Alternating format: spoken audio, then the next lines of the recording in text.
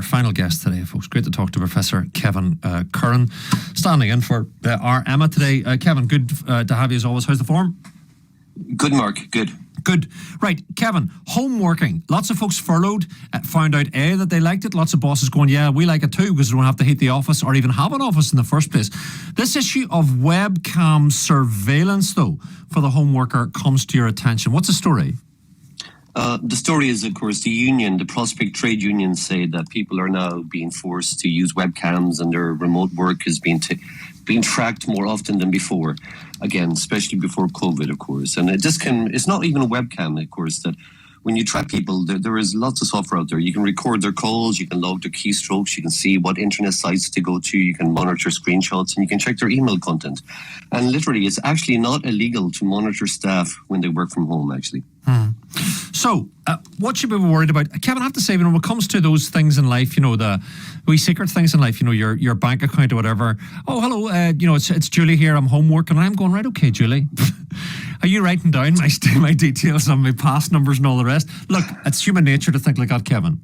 Oh, of course it is, yeah. But the case there is, should you be using a work laptop, which you presume they give you a work laptop, or a computer to do your own, online banking, whatever else? Because, of course, all that can be captured, and that is a security risk by itself. But, of course, people are more worried about the intrusive nature of this, really. And it's just become a way of life, actually. See, trade unions say the bosses frequently use webcams to keep track.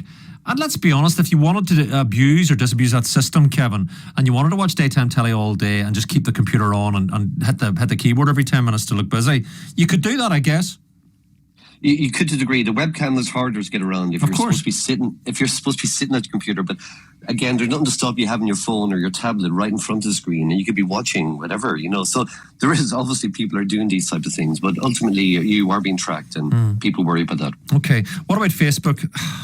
Man, you know what? We're so deeply embedded, this program included, in our lives, because the longer we stick on Facebook, Kevin, right, the longer it becomes the family archive. But, oh, look, 10 years ago, oh, look, there's the Wayne was born. Oh, look at the wee dog there, and now it's 12-year-old, and it's as embedded with us as is possible to imagine.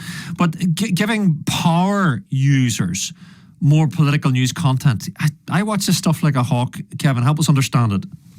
Yes, of course. Facebook have come under a lot of criticism for extreme content on their side, and they've been accused in the past of showing extreme news items again from the right and from the left as well to engage people again. So they experimented with this where they would try to again profile users, and if they found that someone was a power user, they would show them more social issues, politics, business and finance rather than the other run of the mill. But of course, they have to come under a lot of regulation really, and they're facing regulation around the world actually. So news is very important again. So they have about 600 outlets which are trusted outlets again, like the Daily Wire, the BBC, whatever else you can imagine, CNN. But there are some, Breitbart, there are some on the right and on the left which are seen to be extreme, but they're not peddling fake news, that obviously, put it like that. But of course, people worry about the timeline. And of course, the key thing on the timeline is, how does Facebook show us what we see when we go into our feed? Well, it depends on who posted it.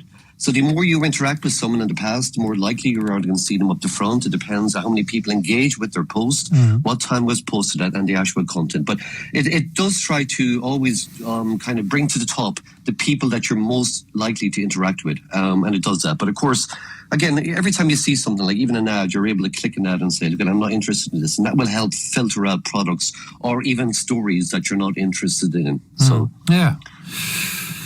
Right, you see, we have to understand these things. Right, okay. On the web, Kevin, I'm amazed. Emma has described and actually put me on the thing where I went up to Jupiter one day and took a fly around the place. And my mind was blown. The Oculus thing you put on your head. Yes. And it brings you in. I couldn't believe it. I was going, right, okay, we'll take a wee flit over to Neptune here. Away we go. All of that stuff. But in terms of beautiful web experiences, Kevin, coming at a cost to the planet, I started to think about this, not even with beautiful web experience, but since I went solar at home, and as we speak in the daylight, my battery is charged, and I can watch the TV tonight on that. Man, the TV is a drinker when it comes to electric, and I didn't know about that. So what have you spotted? Again, we're people are actually crying out, saying that web pages should be simpler in some ways, really, that every post we have now has got media, it's got a video thing, whatever. And of course, video uses the most bandwidth when it comes to bandwidth, really. And then obviously images after that. So, hold on, Kevin, let me stop you there, Kevin. Well, let me stop you. Which needs a data center, which needs huge electricity, which needs to be cooled. And that's going to be, I was hearing on the radio the other day, again, RTE, that it could end up being about 40% of all the electricity in the Republic of Ireland could end up powering these things. Absolutely. I mean, we're growing all the time. We're just getting more tech and more tech, more websites, more stuff is going online that literally, the world's, energy requirements will, a lot of it will come down to cloud computing and to just computing itself, our technology really. That is a huge hog on what we use and what we, most of the time we only turn the lights on for a few hours a night, but we're using our technology all the time. And Amazon, of course, are one of the biggest, people don't know this, but of course they have the number one website for shopping, it's the fifth biggest website we visit in the UK. But actually, Amazon make most of the 54% of the operating profits last year were from their web service, Amazon AWS, we call it.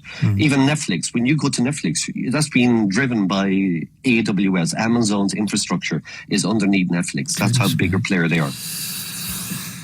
Kevin, I don't know where to laugh or cry sometimes in terms of trying to live a sort of an informed life or an examined life. Thank you for that, Professor Kevin Curran there from the Ulster University. Great to have Kevin on the radio. Whew. Enjoyed that one today, folks. Thank you for your good company. Tomorrow